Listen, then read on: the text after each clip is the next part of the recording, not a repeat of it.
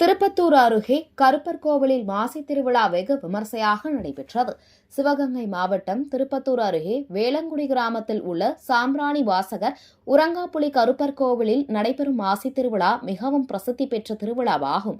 சுற்று வட்டாரத்தில் உள்ள பல்வேறு கிராமங்களுக்கு குலதெய்வ கோவிலாக விளங்கும் இக்கோவிலில் ஆயிரக்கணக்கானோர் இன்று பல்வேறு நேர்த்திக்கடன்களை செலுத்தி வழிபாடு செய்தனர். இத்திருவிழா கடந்த பிப்ரவரி 12ஆம் தேதி காப்பு கட்டுதலுடன் தொடங்கியது. அன்றிலிருந்து பக்தர்கள் விரதம் இருந்து கருப்பருக்கு அர்ச்சனை செய்து வழிபட்டு வருகின்றனர். இவ்விழாவையொட்டி அங்காளம்மன் கோவில் உற்சவ அம்மன் பச்சை வாழைக்குடிலில் எழுந்தருளல் நடைபெற்று தினமும் சிறப்பு வைபவங்கள் நடைபெற்றது.